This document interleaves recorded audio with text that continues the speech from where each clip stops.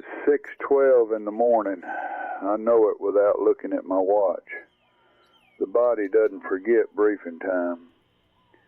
I'm sitting on this porch in Tucson with a coffee that's gone cold. The cup has the AOPA logo on it, Aircraft Owners and Pilots Association, Chapter President, 1997 to 2000. The logo is faded to almost nothing now. I keep using the cup. I don't know why. Somewhere between habit and punishment, I suppose. There's a plane climbing out of Tucson International right now. I can hear it. That particular register of a turbofan at full takeoff thrust. The frequency that doesn't belong to car engines or air conditioning units. It's the sound that's been cataloging itself in my brain since I was 19 years old. I can hear the rotation, the gear coming up. I can't see it from here, but I know exactly what the first officer is doing right now. His hands are on the thrust levers, monitoring the auto throttle. The captain just called positive rate. I used to be that captain. For 19 years, I was Gary Dale Hutchins, Airline Transport Pilot Certificate number 2394817. I flew the A320 and the 737-400 for US Airways. 11,400 hours in the air. 7,200 of those as pilot in command. I surrendered it all on June 14th, 2004. I still say that number, 2394817, in my sleep. Because for 20 years I knew my certificate number the way other men know their Social Security numbers. It becomes part of your cellular structure, the thing you worked hardest to earn. And then it becomes the thing you lost to hydrocodone bitartrate, Vicodin. Let me tell you about the weight and balance sheet. Every commercial flight begins with a document called the W&B. Before a single passenger boards, before a single bag goes into the hold, the crew calculates the total weight of the aircraft and the distribution of that weight across the fuselage. Every pound matters. A miscalculation doesn't necessarily result in immediate disaster. An aircraft flying out of its W&B envelope can appear perfectly normal for hours. Smooth air, normal pitch, responsive controls. And then turbulence hits, or a systems failure, or an abrupt maneuver is required, and the envelope can't contain it anymore. There is no warning before the plane becomes uncontrollable. I calculated the weight and balance of every flight I commanded for 19 years. I knew the maximum takeoff weight of the A320 to the last pound, 162,040 pounds. I knew the forward and aft center of gravity limits to the 0.1%. I never once calculated mine. I was carrying too much, and I was outside the envelope, and I flew for 10 years before the conditions changed enough for anyone to notice. It started in September 1994. I was 32, a young captain with a wife and 2 kids in Mesa, Arizona.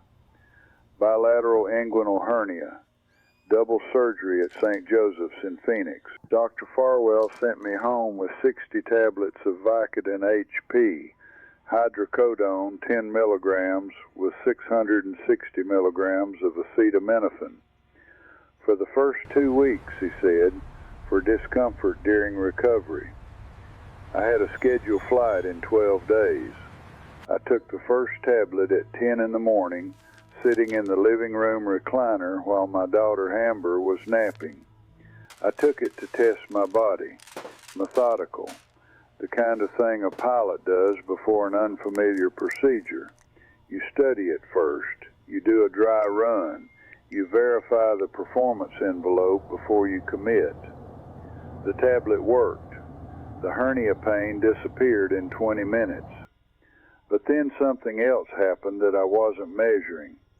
The chronic tension in my shoulders, the weight of the responsibility I'd carried since I was 19, the sleep deprivation of long-haul routes, it just vanished. I felt like I wasn't carrying anything for the first time in my adult life. I sat in that recliner for 3 hours, and I felt like I was floating at 30,000 feet without the noise of the engines. I took 51 of the 60 tablets, 1 per day for the first week, then 2 per day when I noticed the first one wasn't lasting as long. By the time I was cleared for flight, I left 5 tablets in the cabinet and told myself I was done. I was done for exactly 11 days. Then I was back in Farwell's office with what I described as residual discomfort. It was true. But by 1996, the honest diagnosis was that I just needed the pills to be the captain everyone expected me to be. Farwell was a competent surgeon, but he wasn't a pain specialist. He renewed the prescription 7 times over 4 years. He never challenged me. I was a US Airways captain. I was the picture of reliability. By 1997, I was taking 4 tablets a day. By 2001, 6. By 2003, I was at 10. 100 milligrams of hydrocodone daily, distributed strategically across the flight schedule. 2 tablets before the pre-flight briefing so I could look the crew in the eye without my hands shaking. 2 during the cruise phase at altitude where the mind is incredible at constructing justifications. I believe the physiological effects were minimized by the pressurized cabin. 2 more on the layover to kill the hotel silence.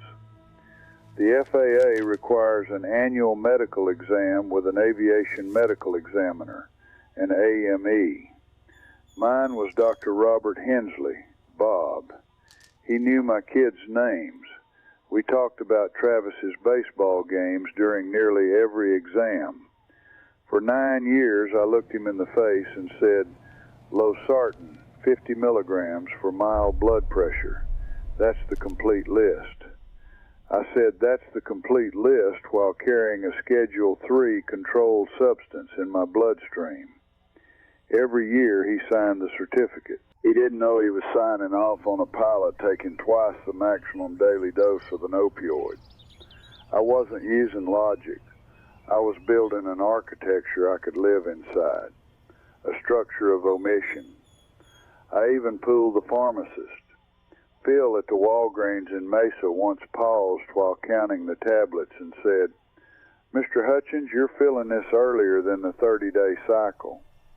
I said, I travel for work. I need to carry a supply. He looked at me for a moment longer than was comfortable.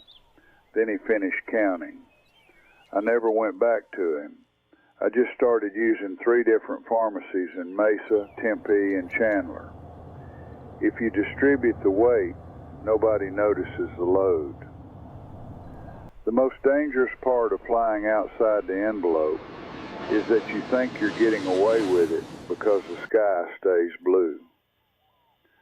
February 2002. Final approach into Dallas-Fort Worth. Wind check showed a 22-knot crosswind component, gusting to 28.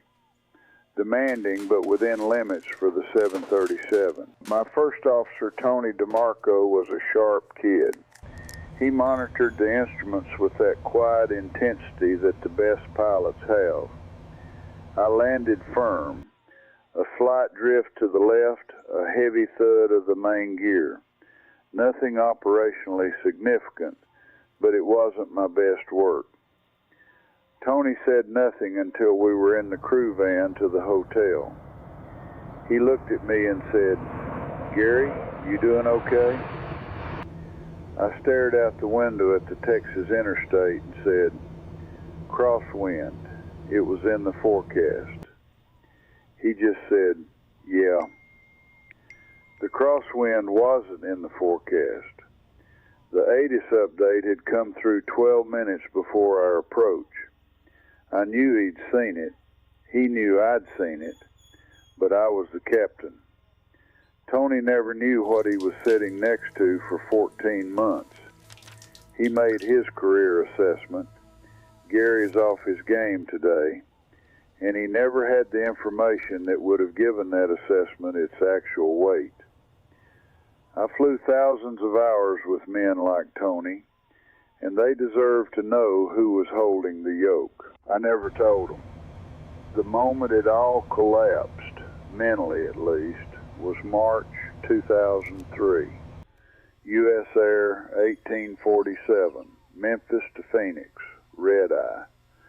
We were over eastern New Mexico at 2:17 a.m., cruise altitude 35,000 feet, 214 people sleeping in the back. The autopilot was engaged. The cockpit was silent, filled only with the blue glow of the flight management displays and the low hum of the air conditioning. I had taken 4 tablets in Memphis instead of my usual 2. I'd lost track in the exhaustion of the layover. For 40 seconds, I wasn't pilot in command. I was calculating. I wasn't looking at the horizon or the engine vibs. I was mentally counting the pills left in my leather bag in the overhead bin. I was trying to figure out if I could make it to Tuesday before the next refill, or if I'd have to find a new clinic in Phoenix. The airplane was flying itself. I was just a passenger in the left seat. Nothing happened. USAir 1847 landed normally at Sky Harbor at 1:48 a.m., 7 minutes ahead of schedule. The passengers deplaned, collected their bags, and went home to their lives, never knowing their captain was doing math on a pill bottle over the desert. But I knew. Those 40 seconds were the moment I realized I'd been dangerous for a decade. The conditions just hadn't changed yet. I sat in the crew room after that flight and looked at my hands. Steady. The hydrocodone kept them steady. It ended in May 2004. A mandatory toxicology panel after a merger standardized the HR protocols. Dr. Robert Hensley administered it as part of my annual exam. He called me that afternoon. His voice was clinical, but I could hear the disappointment beneath it. Unambiguous, he called the result. He told me to contact the chief pilot's office. On June 14, 2004, I surrendered certificate number 2394817. I told my wife Connie at dinner that night. Travis was 17, Amber was 14. That was the last meal we ever ate together as a family. I didn't go into treatment. I told myself I could manage it on my own. Instead, I spent 5 years in a downward spiral. When the legal supply stopped, I spent those years finding the street replacement. I lost the marriage in 2005. I lost contact with my kids for 20 months between 2007 and 2009. Travis learned to drive while I was sitting in a darkened room in Tucson, counting whatever I could find. I've been clean since December 2017, 8 years. But no one tells you about the sequelae, the permanent damage. I have opioid-induced hyperalgesia. My nervous system is recalibrated. The drug I took for 15 years to stop pain actually rewired my brain to amplify it. I have pain in my hands now that I never had before 1994.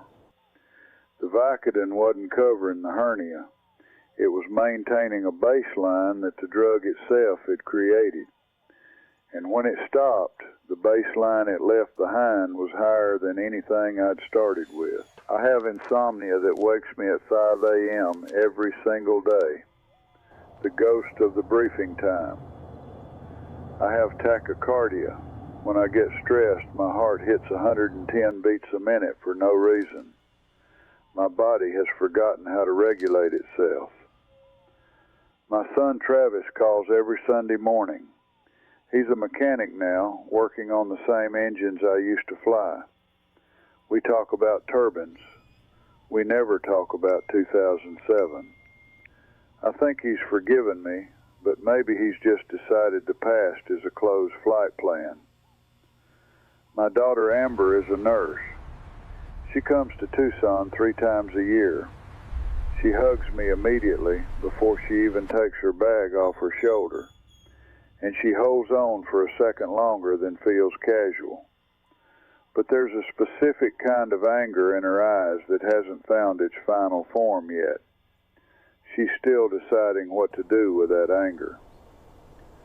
I look at the jacket on the hook behind my bedroom door. Dark blue, 4 gold stripes. I moved it through 3 apartments. I can't throw it away, and I can't wear it. I sit here at 6:12 a.m. and I watch the landing lights of the inbounds over the mountains. I know the weight and balance now. I know the distribution. What I can't calculate, what keeps me awake, is how many of those 11,000 hours were flown outside the envelope. Every flight was normal on paper, no incidents, no investigations. But I know the truth. An aircraft can fly outside its envelope for a long time in benign conditions with nothing to show for it. The conditions just have to stay benign. I used to know what that sound felt like from the other side. Now I just listen to the planes go by.